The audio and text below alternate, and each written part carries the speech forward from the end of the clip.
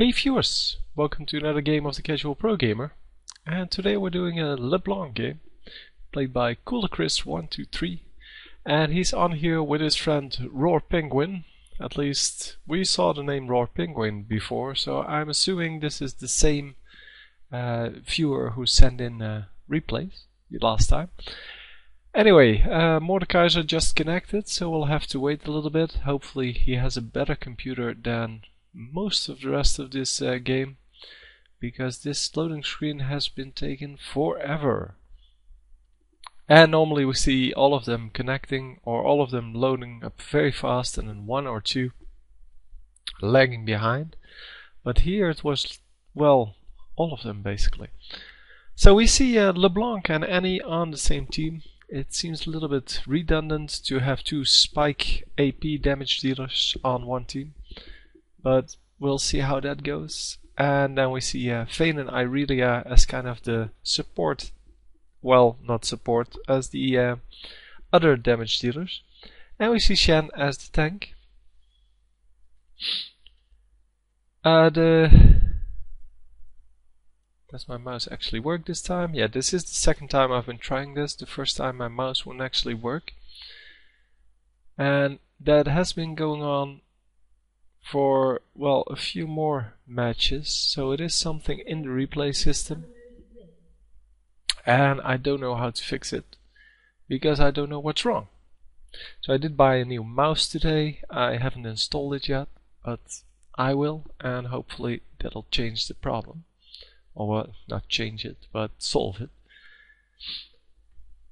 Anyway, so we have two AP spike damage dealers on this team. Then we have Vayne, who is the physical damage dealer. We have Irelia, who is kind of a very, well, you're able to build her very tanky. You can build her basically as a tank, and she can still do well, a significant amount of damage. And since she has a pretty good heal in her ultimate, she can also stay alive very well. And yeah, we don't see any early game action. This, by the way, is not something you should do, in my opinion. You shouldn't be in the bush like that, because it just works about half the time, and the other half of the time you're just going to get killed. Because if people actually walk in the bush, then they either have a plan or they're really stupid. One of the two.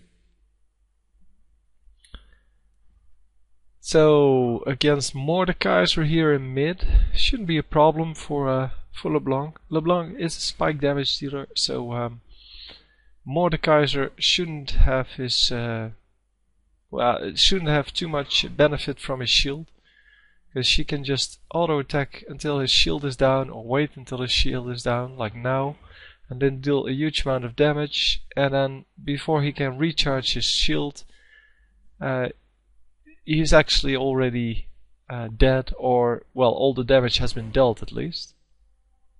I'm not saying that she can burst him down at once, in one shot or one combo, but it is pretty easy to play against Mordekaiser, because you just save all of your skills for this one attack, and then you wait until he, well, he loses his shield once more, and all your cooldowns are up, and then you try again until he either goes out of the lane or he's dead. Should be easy enough, and you can stay away from him for most of the time, because, well, your range is bigger than his. So LeBlanc, of course, very squishy early on. Well, I guess for most of the game, unless you buy the correct items to avoid that.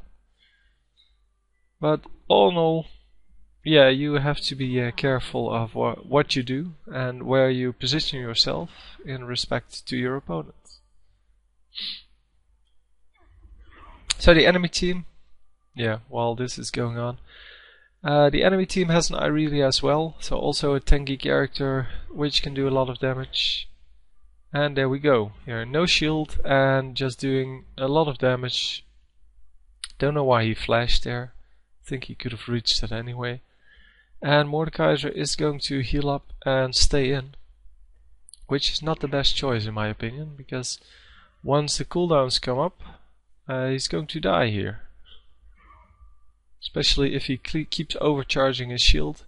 He keeps loading the shield further than the amount of hit points it actually has. And that's what I mean by overcharging it. Because now there's no minions anymore. Well, the new wave just came in, but normally he wouldn't have any minions left to charge his shield on. And once that happens, LeBlanc can come in and basically kill him. Taking a tower shot there, losing about 80% of his shield. And if LeBlanc is smart enough, she can actually keep the minion wave here. And there is no way that Mordekaiser can come in without dying. LeBlanc not actually staying with the front minions, but hey, we cannot all be pros. Anyway, enemy team also has a Vayne, so good damage dealer, physical damage. He already died twice, so he's not the best one in his team, I guess. And then they have Katarina and Jax, who are also 2 damage dealers, and then only Mordekaiser for the tanking action. I would have liked to see either a jungler or a support, and preferably both on the teams. Because both of the teams lack a jungler, of course. Well, we see that a lot in the games I've been casting. But it is really important if you want to win consistently with a team, or well, in this low ELO even, that you actually have the experience from the jungle and the gold from the jungle and add that to your team total. Plus, of course, with a jungler there you can gank much easier, you can kill people, and that gives you a lot of gold as well. Plus it denies experience to the opponents.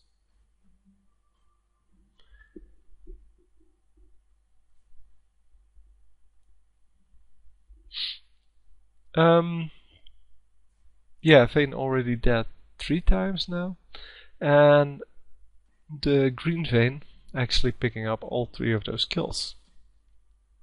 Surprisingly, no assists yet. So the Irelia on the bottom lane actually didn't assist in any of the kills, which is kind of surprising.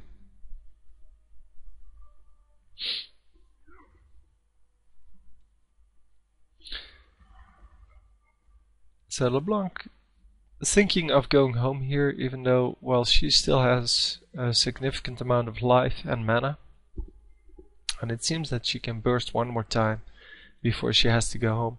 Mordekaiser not really a spike damage dealer, so he cannot do 500 damage in one go.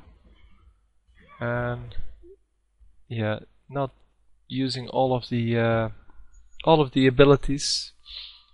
Oh, and then of course we have the passive of LeBlanc. Oh, that actually got him killed. So the innate ability is when you go below 40%. You stealth for half a second, and everything, all damage is then no longer applied to you, but to your clone. And yeah, your clone appears at the position where you were at that moment, and then when you run away, well, you can run away, but your clone is still going to stay there. So it's relatively easy to see which one is the clone and which one isn't.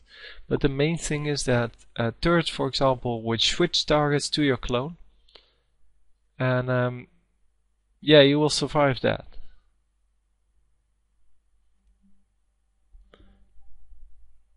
So of course I didn't pay attention to the fact that Mordekaiser had an ignite, and LeBlanc should have seen that. And of course the ultimate of Mordekaiser is very dangerous. So this is normally what LeBlanc does. And this is what she should have been doing with the Mordekaiser, because the Mordekaiser, well, he now has a Negatron cloak, but still he only has a limited amount of times he can recharge the shield, unless he's doing it correctly, in which case it is a lot easier to charge it. Getting another kill here. Mordekaiser is out of his lane. We're not sure where he is, and there he is. So Mordekaiser being the smart one, because he actually bought the magic resist right off the bat as his first item, instead of going for something AP related or something like that, which we normally see.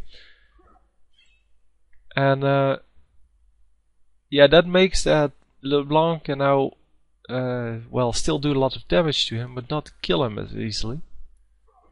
And since I think most of them do magic damage, well, I talked about Annie, who's also a spike damage dealer, which is also very risky for Mordekaiser.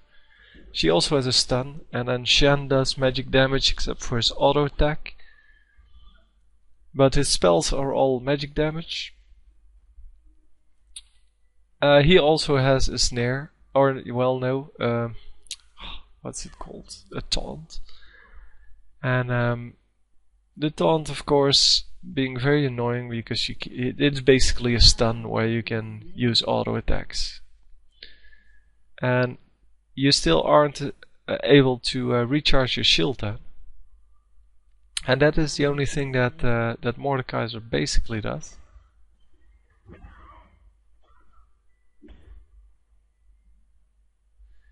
So, and he did get a double kill here. Hang on, yeah, he got only one, because he already had one. Picking up a kill on Jax here, excellent work, and actually escaping from Mordekaiser. Mordekaiser already using his ultimate on Shen, because he had the little shadow from Shen. And LeBlanc going for the purely aggressive build, it seems. So another more AP. Level 1 boots. I like the fact that he didn't just upgrade them to level 2 immediately. It's really not necessary early on. And here again, a huge confrontation. But Shen is coming in with his ultimate to turn it around a little bit. So it's 1-for-1, and I think it was 2 versus 3 in the beginning, and with one of them dying it was more 3 versus 1 then. But in the end it is well, they made it work. They got the revenge kill, I guess.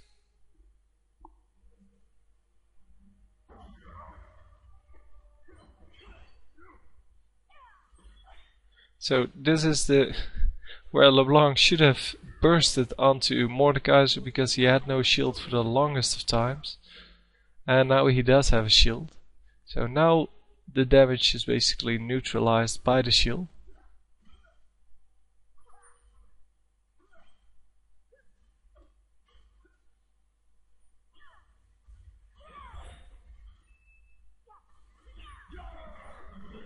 And there we go.